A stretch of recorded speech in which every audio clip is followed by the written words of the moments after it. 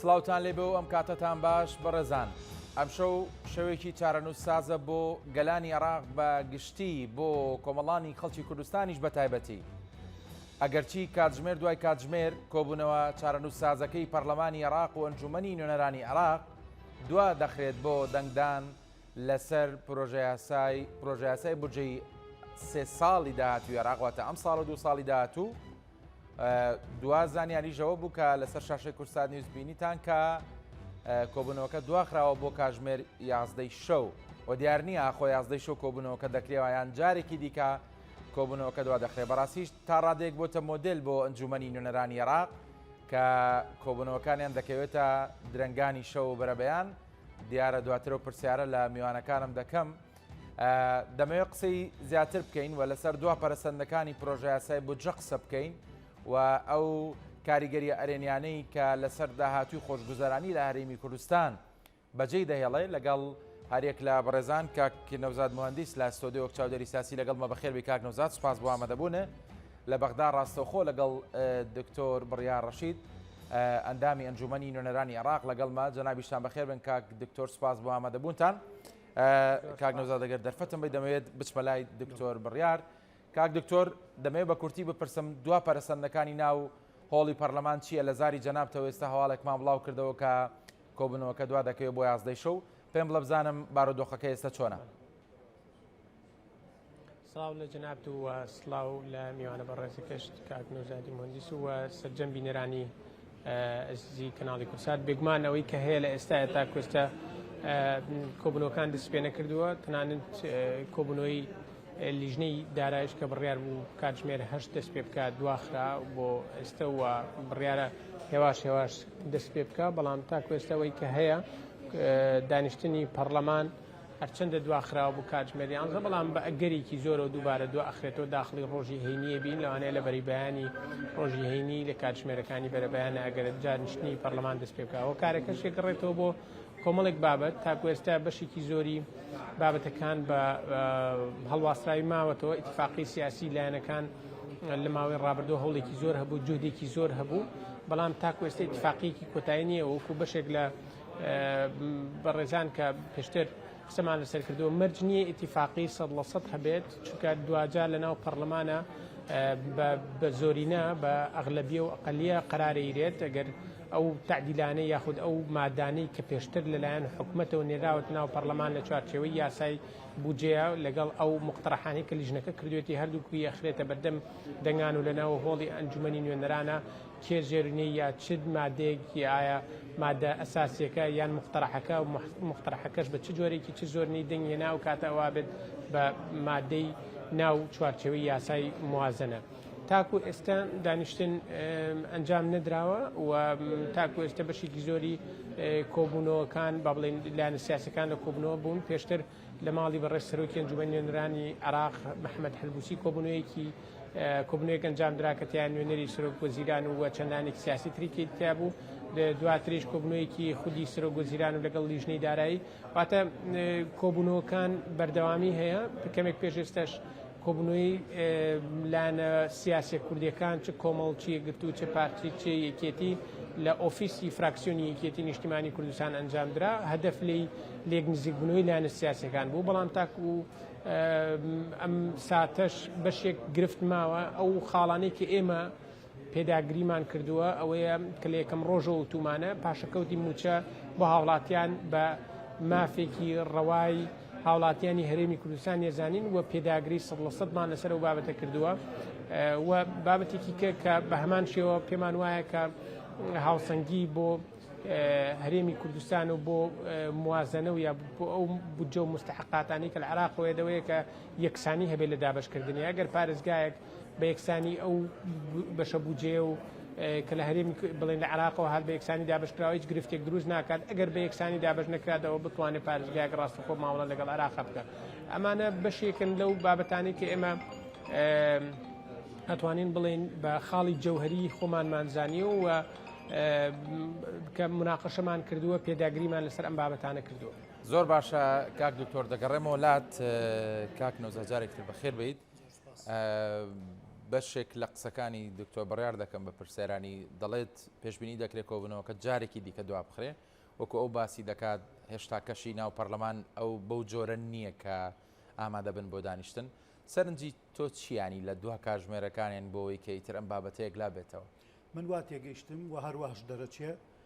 تا ئێستا ڕاوحکردنە سوڕانەوەی لە بازنەیەکی بۆشی مناقەشاتی بێزەنتیە تۆ دەڵێت و من دەڵێم هیچمان یەکتری تێناگەین لە دێوان خۆمانە وەکو کورد و لە دێوانیش کورد و ئەمولایەنەکانی کەیشی ئاوە سونەشدا بۆیە بەداخەوە بالفعل قسەکەی کاک دکتۆر بڕیار لەواچی ڕاست دەرچێ بچێتە دواتر و ڕۆژانی داهاتوش من حەزەکەم لەوە باسکەم بەڕاستی پرۆژە بودجەی یاسا لە وڵاتانی دیموکراسی لە وڵاتانێکە کە وەکۆڵێن دۆخێکی سیاسی ئابووری جێگیریان هەبێ بریتە لە پلانێکی سەرەکی بنچینەی دارایی بۆ ئەو وڵاتە بۆ ئەوەی پلانێک دابنێن بۆ ساڵی ئایندەیان بۆ ماوەیەکی ئایندە و بریتە لە کۆکردنەوەی داهاتەکان و خەرجکردنی ئەو داهاتانە بە شێوەیەکی یاسایی و دارایی وەزانستیەکان بەداخەوە لە وڵاتی عێراقا پرۆژەی یاسای بودجەی ساڵانە بۆ یەکێکە لە مەعزەڵەتەکان بۆ یەکێکە لە کێشە و گرفتەکان کە ناکۆکچەکان زیاترەکە و ملبلانەکان تۆغەکاتەوە لە بینی هەموو سیاسەکان لە بینی پێکاتەکانە هەر یەکەی هەوڵ دەدات پشتی خۆی زیاتر بێ بەشی ناوچەی خۆی زیاتر بێ و ئیسیفادە و بەرژەوەندیەکانی حیزبی بێ ناوچەیی بێ تایفی بێ هەموو ئەوانە زیاد بێ لەسەر حسابی لایەنەکانی کە ئەمە بۆتە هۆی ئەوەی کەوا ناداتپەروەریەکی زۆر ناشرین پەیدا ببێت لە عێراقا و لە ناو کوردستان هەرێمی کوردستانشا ڕەنگ بداتەوە بۆیە بەڕاستی پرۆژە بودجەی یاسا ئەساساً بۆ خۆی یاسایی و قانونیە دووهەمیش مەبەستی وەجیهێنانی هەدەف و پلانی ئابووریە و داراییە بۆ گەشەپێدان و ئاوەدانکردنەوە و خۆشگوزارانکردنی هاوڵاتیان و ڕەخساندنی هەلی کاری زیاترە لەو ساڵایەکە هەبێت بەڵام بەداخەوە لێرەیە ئەوەندەی لایەنە سیاسیەکە تۆخە وەزاڵە و ملبلایەنە سیاسیەکان تۆخڵزاڵن ئەوەندەی لایەنە سیاسی و ئابووری و دارایەکان زاڵنین بەسەر پرۆژە بودجەی یاسای حکوومەتی عێراقیە ئەساساً ئەم پرۆژە بودجەیە ئەوە هەمومان دەبینین و لە دنیاشە هەروایە پرۆژە یاسای بودجە چەند قاعیدە و بنەمایەکی ئەساسی هەیە وەکو عیلم و زانستی ئیدارا و اقتصادی بڕوانین ئەوەیە کە بریتە لەوەی کەوا بۆ کاتێکی دیاریکراوە بە تایبەتیش لە دنیاوا باوە بۆ ماوەی ساڵێکە ئەم پرۆژە یاسای بودجێ عێراق بۆ یەکەم ساڵە لە دوای 20 ساڵ 18 ساڵ 19 ساڵی عێراقی ئازادەوە بۆ 3 ساڵە ئەمە یەکێکە لە خاڵە جیاوازەکان دوو بنەمایەکی کەی موازنە بریتە لەوەی ئەبێت دەبێت یەک پاکێجی بێ یعنی وحدەیەکی تابێ لە بینی هەموو بابەت و مادەکانە لە بینی داهات و خەرجیەکانە خاڵێکی کە پرۆژە بودجەی یاسا دەبێت گشتگیر بێت یعنی هەموو لایەنەکان بوارەکان کەرتەکانی ژیان و کۆمەڵگا بگرێتەوە نەک ناوچەیەک یاخود لایەنێک یا بە تایبەت بکرێت و بنەمای هاوسەنجی لە پرۆژە یاسای بودجەدا پەیڕەو بکرێ لەبەر لە لێوان داهاتەکان و خەرجیەکاندا دەبێت یەکسان بێ و هەوڵ بدرێت کەمترین عەجز و کورتێنان لە بودجە جێبەجێ بکرێت هەموو ئەم خاڵانە سیر دەکەی لە پرۆژە بودجەی ئیمساڵدانیە یەکەم بۆ 3 ساڵە کامەیەکێکە لەو گلەیانە و کەموکوڕیانی ئەم بودجە پرۆژە بودجەیە خۆی لایانی باشی خراپیە یەک لایەنە خراپەکان یەکەم و کوڕەکان یا جێگەی ڕەخنەگرەکان ئەوەیە کە مثلەن بۆ نمونە لە پرۆژە یاساکەیە نرخی 1 بەرمیلەوە بە 70 دلار دانراوە و نرخی 100 دلاری ئەمریکیش بە 130,000 دیناری عێراقی دانراوە و عێراقیش توانای هەناردەکردنی 3,500,000 بەرمیلی ڕۆژان لەگەڵ 400,000 هەرێمە دەبێتە 3,900,000 ئایا تۆ عێراق دەسەڵاتداناری عێراق گرنگی ئەویان وەرگرتو ئەم 3 ساڵە نرخی نەوت هەر لە 70 دلار بمێنێتەوە کەمتر زیاتر نەکە یاخو سعری دینار و دلار تەبینین تا ئێستا ڕاستە بە ڕسمی 130,000 دینارە بەڵام تا ئێستا ئەمڕۆ لە 149 معاملی پێوە کراوە بۆیە بەڕاستی بەیەکێکە لە خاڵەکان دەبوو بۆ 1 ساڵ بواە بەڵام لە بەڕێی من وەکو هاوڵاتیەک و ئەوەندەی دەبینین کە کێشمە و ملبەرانەکان لە سەروەختی پرۆژە یاسای بودجەی ساڵانی عێراقیە دەدێتەوە ملبەرانی حیزبیەکان سیاسیەکان تایفیەکان پێکاتەکان تو دەبێتەوە ئەوەندە هیچ کاتێککەوانیە بۆیە ئەگەر بوا بێت و ئەم 3 ساڵە تێپەڕ بێت بۆ 2 ساڵی داهاتوم کێشە و ملبەرانیەمان جارێککە دووبارە نابێتەوە اللهم ئەگەر هەموارکردنیێکی کەم هەبێت لە بڕگەیەک لە مادەیەکە بۆیە ئەمە وایە بۆیە بەداخەوە پرۆژە یاسای بودجە وەکو وتم و پشتیوانی قسەکەی کاکە دکتۆرەکەم بۆ هیچێک لە کێشەکان لە ناو دەسەڵاتدارانی عێراقا بە تایبەتیش من دەیجێرمەوە بۆ ئەوەی کەوا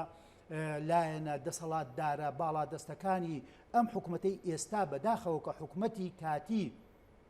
محەممەد شیع سوودانیە و حکوومەتێکی ئیتلافیا حکوومەتێکی وەکو دەڵێن لاوازە بێ پشتیوانیەکی دوتۆڵە وەکو شخصی خۆی چونکەنا سەرۆک حیزبێکی گەورەی لە پشتەوەیە وەرە فراکسۆرێکی گەورەی پەرلەمانیشی لە پشتەوەیە. کاک دکتۆر دێمەوە لای جەنابەت دەمەوێت ینی پرسیارێک کەم سەبارەت بە و ناکۆچی و کێشمەکێشم و جیاوازی بۆ چورانی هەبوو لە نێوان فراکسیۆن و لایەنە کوردیەکان بە تایبەت کە وەک تۆ پێشتیش ئاماژت پێدا کە فراکسیۆنی یەکێتی دوو بابەت زۆر جەختی لەسەر کردەوە مەسەلەی پاشەکە و دووە مەسەلەی نەعەدالەتی لە دابەشکردنی داهاتی پارێزگاکاندا. ینی لەم چەند کاشبەری کەماوە بۆ دانیشتنی پەرلەمان بارودۆخی نێوان فراکسیۆنە کوردیەکان چۆنە و ئەمڕۆ سەرۆکی فراکسیۆنەکان کۆبوونەوە بەیەکۆ دانی پاڵپشتی ئەو داواکاریانی ئێوە دەکەن کە لە پرۆژە یاساکەدا جێگیرتان کردووە؟ گرفت هەیە بێگومان تاکو ئێستا ینی ئێمە هەوڵەکان بۆ ئەوەیە کە ئیتفاق سیاسی هەموو لایەنە سیاسیەکان هەبێت دواترش ناو پەرلەمانە هەموو فراکسیۆنە جیاوازەکان اتفاق بکەن بۆ ئەوەی بەرچاوڕوونیە کە بێ و عەدالەتێکە بێ لەو موازنەیەکە هەیە. بەڵام بە نەتیجە ئەگەر اتفاق نەبوو لە نێوان لایەنە سیاسیەکانەوە کوتمەکەوێتە دەنگانەوە دەنگانیش پێویستی تەنها بە زۆرینەیە لە ناو پەرلەمانە و ئەو زۆرینەیەش بە شێوەیە کە بێت بێگومانێمە لە ماوەی ڕابردووە هەوڵێکی زۆرمانناوە ڕوونکردنەوەی تاواتیمانیا بە هەموو لایەنە کوردیەکان بە حزب سیاسی کوردیەکان و بە لایەنە سیاسەکانی تری عێراق چ سونە و چ شیعەکانەوەی کە ئێمە ئەم داوانەی کە کردومانە هەموو داواکاری ڕەوان داواکاریەکی نامەنتقی نین یان داواکاریەک نین کە لە ئەرزی واقعات جێبەجێکردنی قودس بێت مەحاڵ بێت. داوامان کردو پاشەکەوتی موچەی هاوڵاتیان بگەڕێتەوە پێم وابێ ئەمە بە شادی هەموو لایەنە سیاسەکان ئەزانن و دوور لە مزایدی سیاسێک لایەنێ بیکا بە دەستکەوتی خۆیان جۆرە لە جۆرەکان بەڵام واقع وایە و ئەوەی کە ئێمە لە لیژنەی دارایەوە وەکو فراکسیۆنیش وەکو کۆبنەوەی سەرۆک فراکسیۆنە وەکو کۆبنەوەی لایەنە سیاسەکان پێداگریمان لەسەر کردووە. مەوزوعی پاشەکەوتی موچە مەوزوعێکە بە نسبەت هاوڵاتیانەوە حەقێکی خۆیانە مودەی لە دوای 2014ەوە هاوڵاتیان بە قۆناغی سەختا تێپەڕێون بە پاشەکەوت و بە لێبڕین و بە نەدانی ئەسڵ موچەی چەند مانگێکەوە ئەمە دەرفەتێکە وەکو ئاماژەشمان پێ لە ساڵ ئێمە بودجێ بۆ 2023 دەرفەتێکە بۆ ئەوەی بتوانین ئەو مافە بۆ هاوڵاتیان بگەڕێنەوە و پێم وانە هیچ لایەنێک بە تەواتی بەعلەنی بتوان لەسەر ڕووی شاشەکان قسە لەسەرەوە بکات و کە بڵێن نەخێرەمە دژین بەڵام بە طریقەی جۆرا و جۆر دژی ئەوەستنەوە. ئێمە پێمان وایە ئەگەر بتوانین بەبەستە چییە دکتۆر کاڵی طریقەی جۆرا و جۆر ینی بەبەستە چییە دەڵی بەو شێوەی جیاواز؟ بەڵێ ئێمە هەوڵەکەمان بۆ ئەوەیە کە پاشەکەوتی موچە بگەڕێتەوە ئەگەر بتوانین لە چوارچەوەی موازنەی عێراقا بەشە بودجەیەکی بۆ تەرخان بکەین ئەمە زۆر باشتر. ئەگەر نەشتوانین مەفروزە ئەو فەقرەیە بمێنێت و لە چوارچەوەی ئەو بودجەیە کە لە هەرێمی کوردستانەیە پاشەکەوتەکە بگەڕێتەوە. بەڵام بەشێکی تر ئەوەی کە وەکوتە مەولایەن سیاسیانە بیانۆکەیان بۆ جۆرەیە ئەگەر بەشە بودجەیەکی لە چوارچەوەی بودجێ عێراقا بۆ تەرخان نەکرێەوە ئەو بڕگەیە لا ببرێ. ئێمە لەگەڵ لابردنی ئەو بڕگەیانین مطلق ئەمە قسەیەکە لەسەری کردومانە و ئەو بڕگەی دووەمیش یا بابەتی دووەمیش کە باسمان کرد ئەگەر دابشکردن ئەو بەشە بودجەیە کە لە عێراقەوەیە لەگەڵ ئەو داهاتە ناوخۆی لەگەڵ هەرێمی کوردستان هەیە بە یەکسانی دابش بکرێ بەسەر پارێزگاکانە کە لە کاتێکە وەزارەتی مالیە عێراق و هەرێمی کوردستان ئاگاداریە بن دیوانی چاودێری دارای عێراق و کوردستان و چەندین مؤسساتی تر کە ئەتوانن چاودێری بکەن ئەگەر یەکسان دابش کرا ئەو کاتە هیچ گرفتێ دروست ناکە. خۆ ئەگەر نایەکسانی هەبوو بێگومان نایەکسانیش تەنها بە قسەی شخصێک نابێ بە قسەی ئەو هەموو مؤسساتانی کە پێشتریش باسم کرد ئەو کاتە ئەو پارێزگایە کە خەدری لێکرێ مافی ئەوەی هەبێت کە بتوانێت بەشە بودجەکەی خۆی ڕاستەوخۆ وەرگێ. ئەمانە دوو خاڵی سەرەکی نێمە پێداگریمان لەسەر کردووە بەڵام لە هەمان کاتە کێشەکانی کە لە عێراقا هەن ئەمە وەکو کێشی ناوخۆی فراکسیۆنە کوردیەکان ئەو کێشانەی تر کە پەیوەندی بە لایەنە سیاسیەکانی ترەوەیە زیاتر ئەو گرفتانەیە کە پەیوەندیدارە ئایا ئەو پارەی کە لە داهاتی نەوتیە لە چ بانقێکا بهێڵێتەوە یا بخرێتە حسابی سەرحسابی چ بانقێک ئایا بانکی ناوەندی ڕاستەخۆ تەعاملی پێ بکە یان وەکەوەی کە برادرانی پارتی داواکان بانقەکانی ئارتویە بانکی کوردستان بانکانی خۆیان بێ ئەمە بەشێکی تری گرفتەکانە کە ئەمە ئەتوانم بڵێم پەیوەندیکی ڕاستەوخۆی بە مەسلحەتی هەرێمی کوردستان گرفتانی تۆ باسیەکەی تا ئێستا کۆدەنگی سیاسی لایەنە کوردیەکانی لەسەر نییە بە گشتی وەکو ئێمە پێداگریمان کردو وەکو کۆدەنگی لایەنە سیاسی کوردیەکان نەخێڕە و بۆچینی جیاواسێ بەڵام لە هەمان کاتە وەکوتم بۆ ئەم بابەتانە مەرج نییە تەوافقێکی 100% هەبێ بەڵکو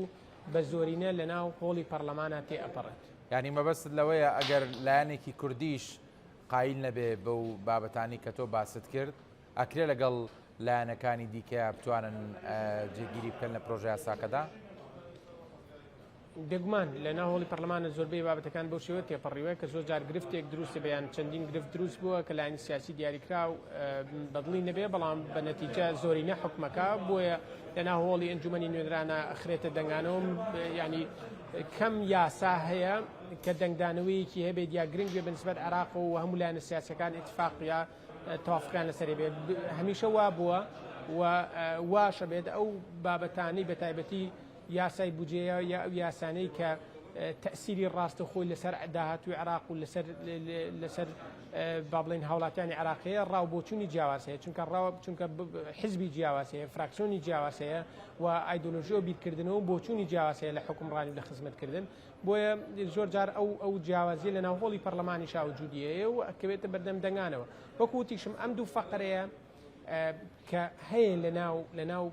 مادەی با بڵێن 13 و 14 کە ئێستا باسمان کرد ئەمە لە ناو پەرلەمانە گفتوگۆی لەسەرەکرێت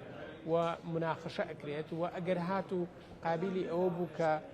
زیاد لە پێشنیارێکە بێت هەموو پێشنیارانە ئەخرێنە دەنگانەوە و کام پێشنیارە کە زۆرترین دەنگی هێنا ئەو کاتە سابتە بێت لە چوارچەوەی یاساکەیە هەوڵەکانی ئێمە لە ئێستا و لە چەند کاتژمێری داهاتوش بۆ ئەوە بێت کە بتوانین کۆدەنگیەکی وەها دروست بکەین کە ئەو فەقرانەی کە دامان ناوە کە لە بەرژەوەندی هاوڵاتیانی هەرێمی کوردستانن تەثبیت بکرێن لە هەمان کاتا هەوڵێکمان بۆ ئەوەیە کە یاسای بودجێ تێپەڕێت هاوڵاتیانی عێراق هاوڵاتیانی هەرێمی کوردستان هەمووی دکتۆر بڕیارانی جگە لە کورد شیعە و سونەش بۆ خۆیان ینی کۆدەنگێکی سیاسی ئەو تۆیان هەیە کە ئێستا گرفتەکانی نێوانیان چارەسەرکە بێت لەسەر پرۆژە یاساکە؟ یەک کۆدەنگی کە ئەتوانم بڵێم لای هەموو لایەنە سیاسیەکان هەیە ئەویشەوەیە کە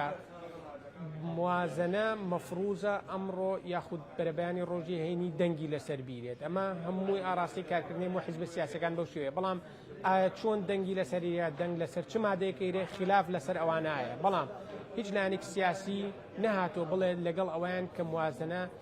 تەجیل بکرێ دەنگدان لەسەر موازنە تەجیل بکرێ بەڵکو ئەو کۆدەنگیە ئەو ئاراستی کارکردنە لە لای هەموو لایەنە سیاسی عێراقیان هەیە بەڵام ئەوەی کە هەیە هەوڵەیرێت کە ئەم مناقەشانە بەشێکی زۆری لە دەرەوە چارەسەر بکرێت اتفاق سیاسی لەسەر بکرێت لە ناو لیژنەی مالیە چارەسەر بکرێت و ئەو کاتە بچێت ناوهۆڵی پەرلەمانەوە بۆ لە ناوهۆڵی پەرلەمان ئاسانتر تێپەڕێن چونکە ئەگەر وانە بێت لە ناوهۆڵی پەرلەمانە زۆر ئەستەمە و زۆر بە قورسی تێپەڕێ و لەوانەیە بە جۆرێک لە جۆرەکان کە گرفتی سیاسی بۆ داهاتوو دروستکە یەکێک لەوانەی کە لایەنانەی کە مصرن لەسەرەوەی یا هەوڵێکی زۆرێن کە ئیتفاقی سیاسی بکرێت با بڵێن ئیطاری تەنسیقی بە دیاریکراوی بەڕێز سەرۆکوەزیران محەممەد شیع سوودانی کە ناوێت گرفت بۆ کابینەکەی دروست بێت ئەوێت کە لە دوای موازنە ڕاستەوخۆ هەنگاوەکانی تەنفیسکردنی زۆر بە ئاسانی و بەبێ گرفت تێپەڕێت چونکە ئەگەر ئەم ئیتفاقی سیاسی یاخود ئەگەر ئیتفاقێکی هەموو لایەنە سیاسەکانی لەسەر نەبێت دوجار هەوڵێرێ کە گرفتی بۆ دروستکردێت لە ڕێگەی مەحکەمەی ئیتحادیەوە یان بە زەختی سیاسی یان بە زەختی پەرلەمانی. زۆر باشە دەگەڕێم وڵات دکتۆر بڕیار کاک نەوزاد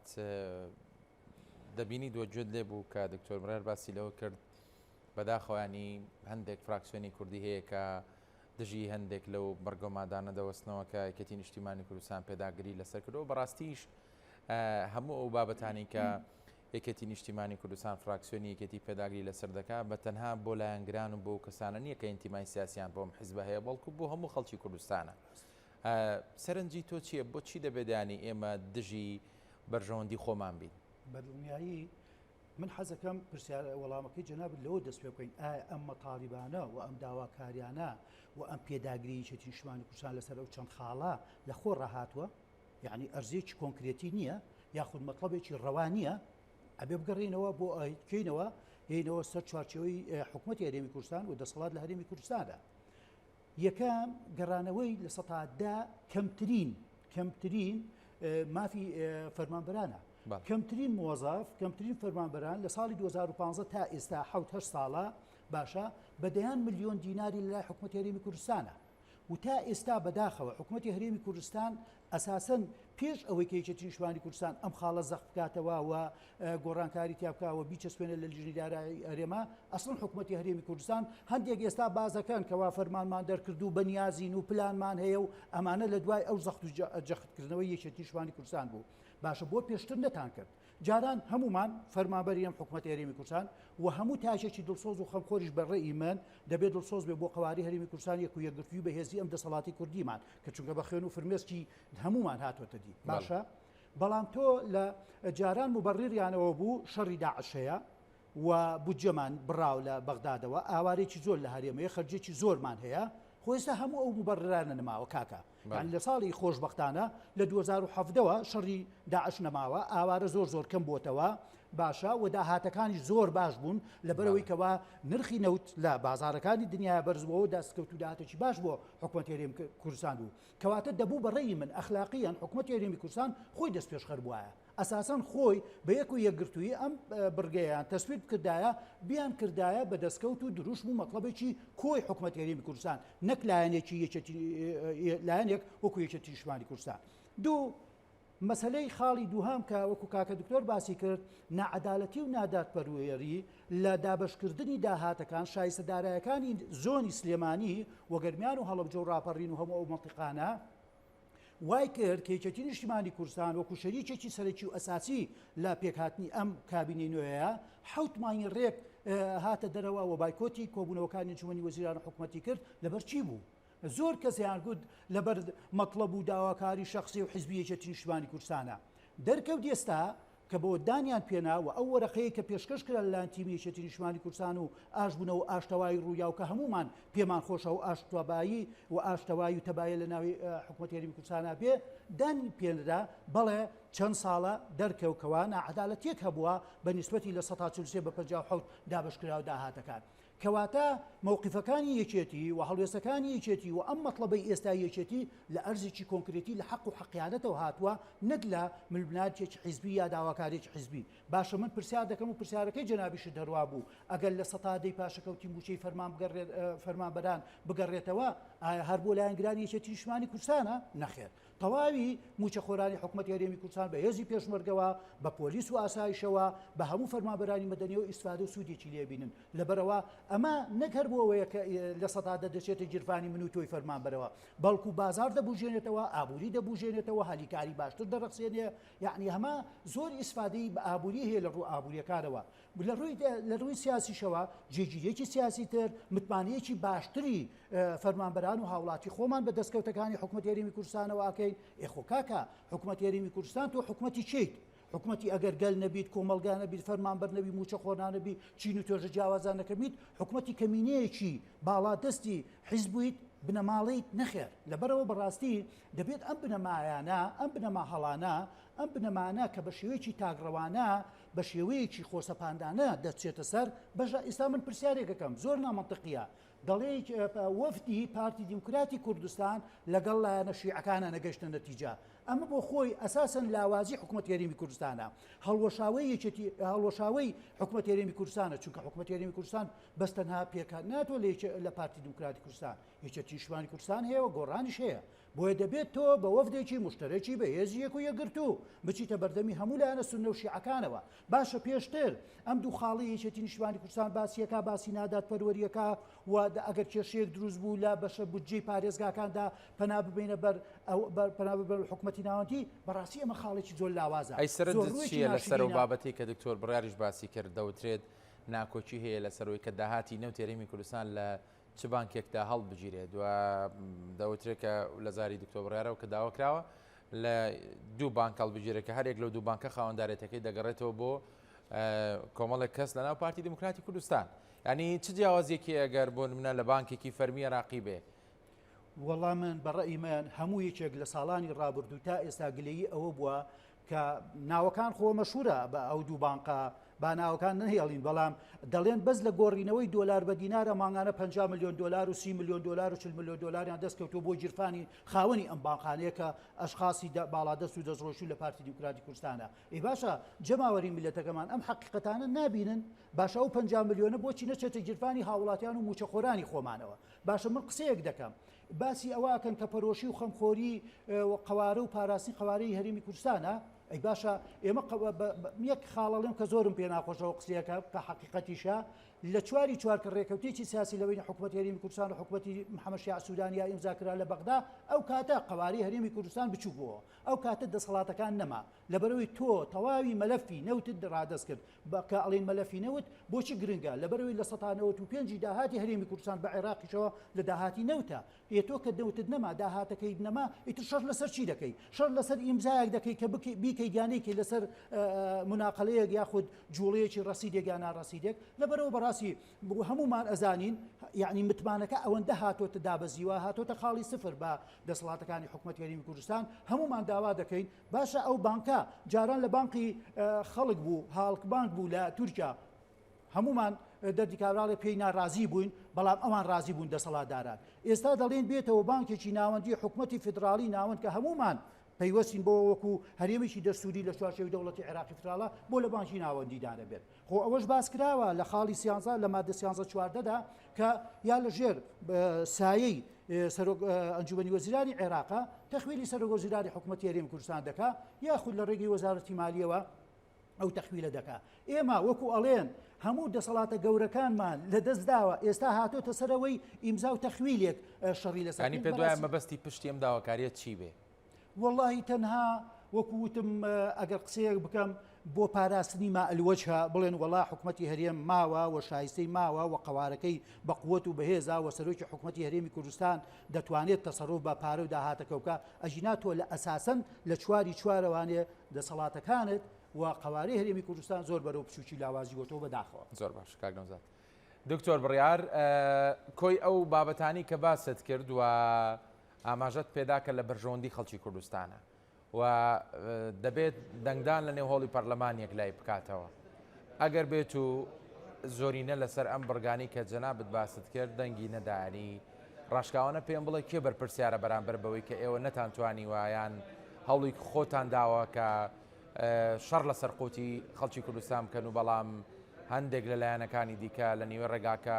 پشت دەکەنە داواکاریەکانی ئێوە بگمانەوەی ئەوەی کە ڕوونە پێم وابێ هیچ لایەنێک سیاسی نیشاردەوە مووقیفی خۆی لەسەر ئەم بابەتە چۆنە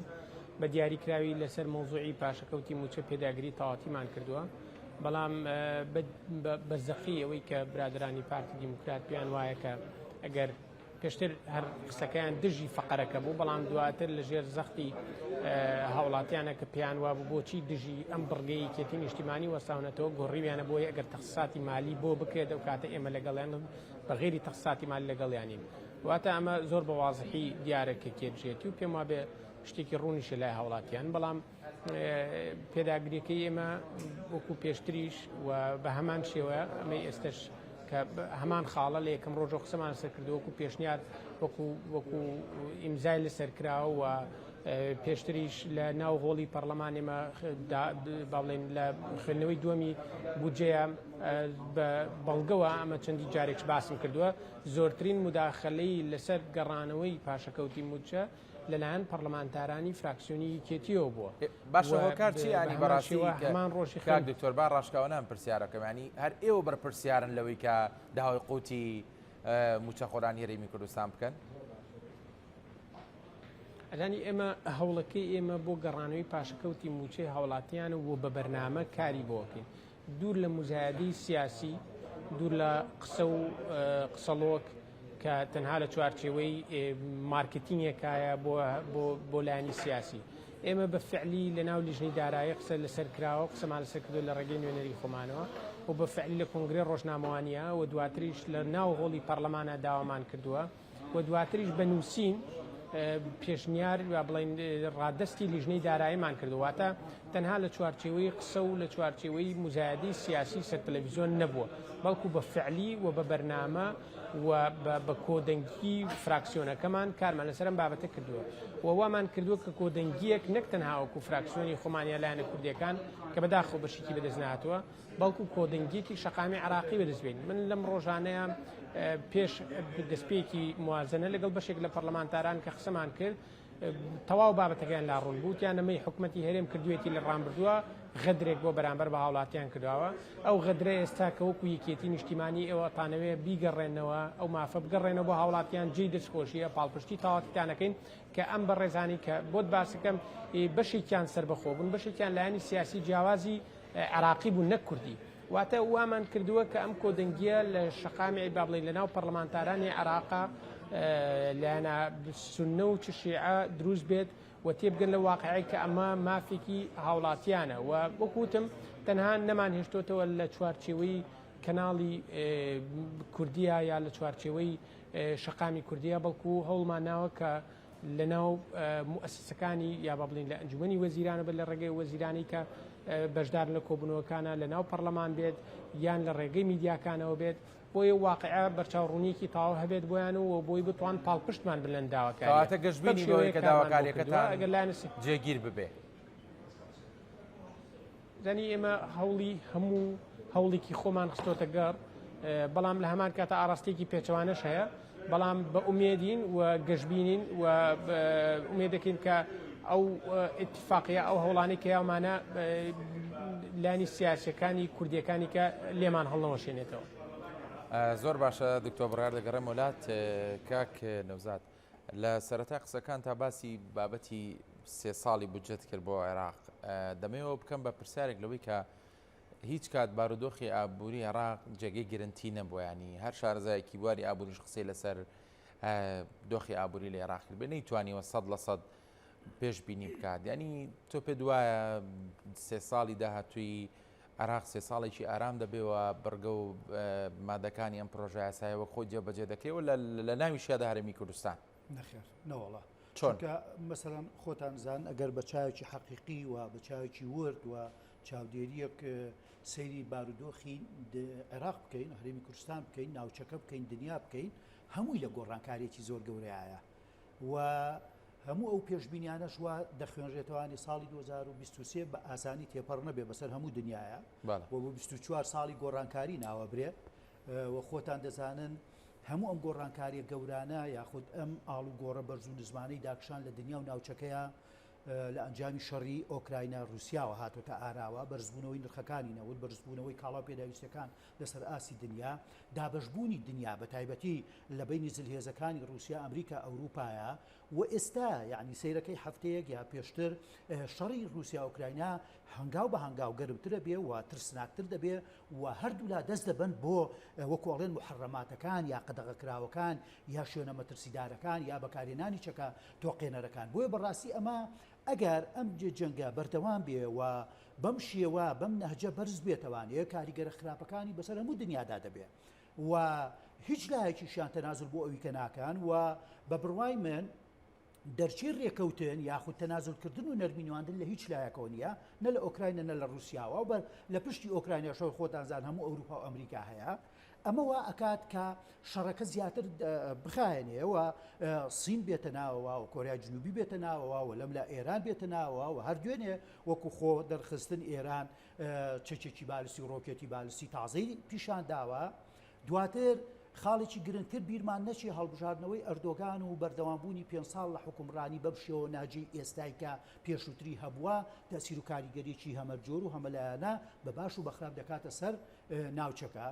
و ملبلادەکانی ناوچەکە لە سووریا لە لیبیا لە هەموو منطقانە لە کەنداوی عەرەبی لە بین ئیسرائیل و فەڵەستینەکان هەموومانە تونند و تۆڵێکی گەوریان پێوە دیارە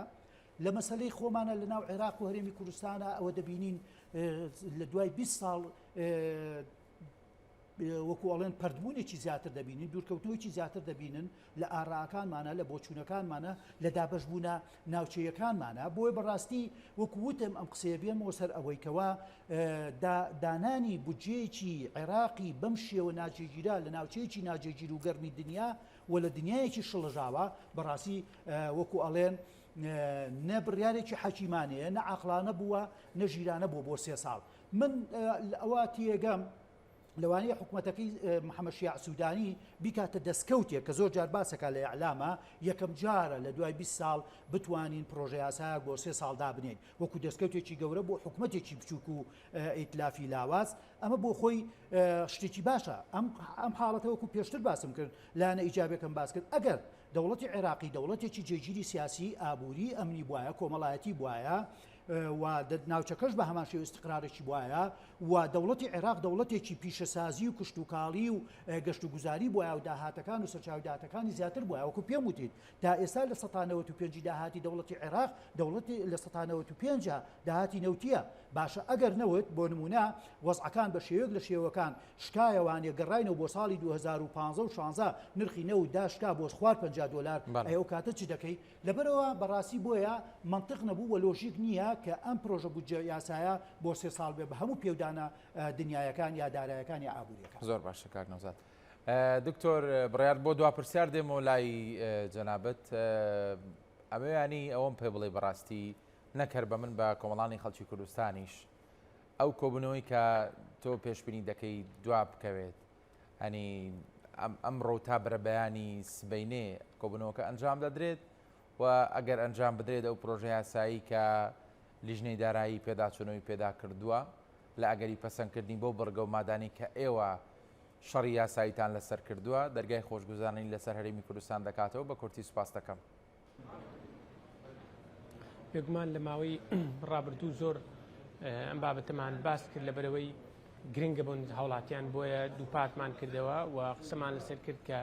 بە تایبەت دوایەوەی کە پار ساڵێمە بودجەمان نەبوو بە قانون دامی ئەمنی غەزایی عێراق ئەتوانین بڵێن بەدیلی بودجەی دانا بودجە لە ئێستا پێویستیەکی جەوهریە بۆ عێراق و بۆ هەرێمی کوردستانیش ئەبێتە هۆی بژانەوەیەکی ئابووری بۆ عێراق و بۆ هەرێمی کوردستانیش ئەبێتە هۆی چارەسەرکردنی گرفتی موچەخۆرانی هاوڵاتیانی هەرێمی کوردستان و ئەگەر هەوڵەکانی کێتی نیشتیمانی سەر بگرێت دەبێتە هۆی گەڕانەوەی پاشەکەوتی موچەخۆرانی هەرێمی کوردستان و بە هەمان شێوە بێتە هۆی گەشەی ئابووری لە نێو هەرێمی کوردستان و کاسبکارانی چونکە ئێمە ئازانین کە اقتصاد بە تەواوەتی بژێتەوە لە عێراق و هەرێمی کوردستانە لەبەرەوە هەموو لایەنە سیاسیەکان وەکو سەرەتای قسەکانیشم وتم بەو ئاراستەیە کارەکەن کە ئەمڕۆ یان سبەی بەرەبەیان بتوانین دەنگدان لەسەر پرۆژە یاسای بودجە تەواو بکەین و هەوڵەکانیش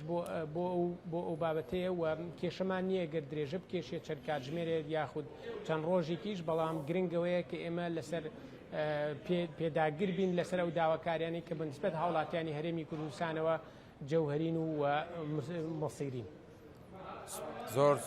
سپاس بۆ سەرنجەکانی تۆ دکتۆر بڕیار. کاک نەوزاد بە کورتی ئەگەر ئەم پرۆژە یاسایە بەم شێوازی کە ئێستا هەیە جێبەجێ بکرێت ئەو بارودۆخە ناسەقامگیری دارایی کە ئێستا لە هەرێمی کوردستاندا هەیە و خەڵک پێوی دەناڵێنێ گۆڕانی گەورە دروست دەکات. وەڵا هیوادارم ئەم کۆبوونەوەی کە ئێستا بەردەوام وەکو باسیەکەن لیژنەی دارایی بە سەرۆکایەتی سەرۆکی پەرلەمان و هەردوو جێگرەکەی بگەنە نەتیجەیەکی باش چونکە وەکو وتم مەبدەئیەن هەموو لایەنەکان ڕێکن لەسەر ئەوەی پرۆژە بودجەکە یاساکە تێبپەڕێنرێ و ئەم پرۆژە بودجەیە وەکو وتم بۆتە مەعزەڵەیەک لە وەکوڵێن لە ملی شوشەکە بێتە دەرەوە حتون بە قازانجی هەموو کۆمەڵانی خەڵکی هەرێمی کوردستانە و عێراقیشە چونکە وەکو وتم دەستی حکومەت ئێستا بەسراوە کاکە بۆ معلوماتان ساڵی 2021 لە شەشەکان 2022 پرۆژە بودجەی یاسانە بۆ لە عێراق لە 112 جێبەجێکراوە بۆیە بەڕاستی هیوادارم بە تایبەتیش فراکسیۆنە کوردیەکان بگەنە یەک نەتیجە و بڕیارێکی کۆنکرێتی یەک و یەکگرتووی کوردانە پێشکەش بکەن و نەبنا وەکووت ئەڵێن حەجەر العەسرا و ببنە هۆی تێکدانی پرۆژە یاساکە و دواخستنی و زیاتری پرۆژە یاساکە و هەموو خەتا و تاوانەکە بخەنە سەر ملی میلەتی کورد و کوردستان بۆیە هیوادارم هەموو لایەک بە ژیانێکی کوردانەی دڵسۆزارەی خەمخۆرانە ڕێبکەون و بگەنە نەتیجە و پرۆژەکە تێپەڕێ بن لە قازانجی هەموو گەلانی عێراق و بە هەرێمی کوردستانیشەوە. سپاس بۆ بەڕێز نەوزاد مهندس چاودێری سیاسی لە ستۆدیۆ لەگەڵمان بوویت بەخێر بیت. سپاس بۆ